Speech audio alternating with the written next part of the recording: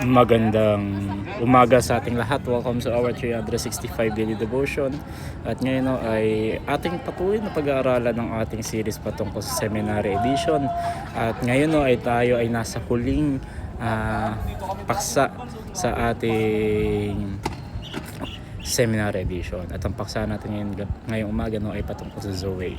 So ang salitang Griego na Zoe ay hindi basta tumutukoy sa physical na buhay lamang, ito ay tumutukoy sa buhay na nagmumula mismo sa Diyos.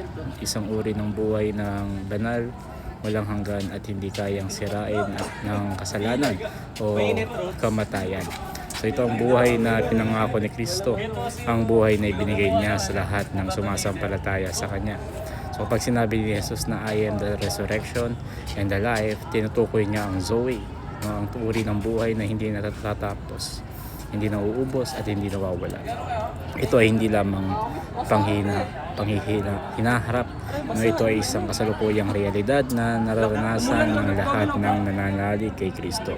So ang Zoe ay bunga ng biyaya, hindi ng mabubuting gawa. Ito ay pinagkaloob dahil sa natapos na nagawa ni Kristo sa krus, at ito ay pinatutunayan ng banal na espiritu sa ating mga puso. So ang Zoe ay buhay na may kaugnayan sa Diyos, may layunin, may kabanalan at may walang hanggang pag-asa. So ang sabi nga sa katuruan natin, una, God gives eternal life, Zoe.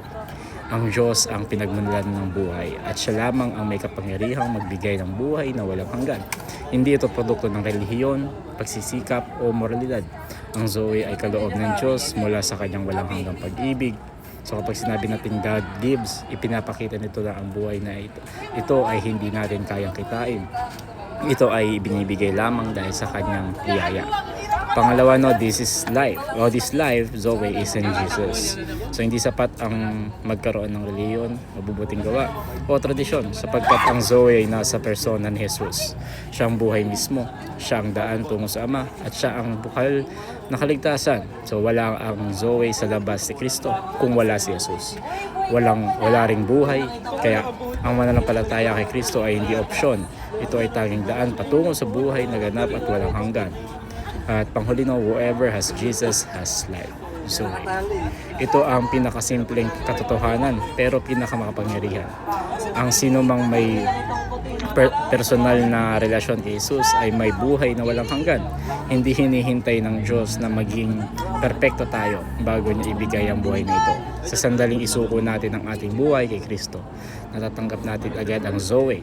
Hindi ito pangako lamang, ito ay katiyakan. Ang may Kristo ay may buhay, ang walang Kristo ay wala pang tunay na buhay.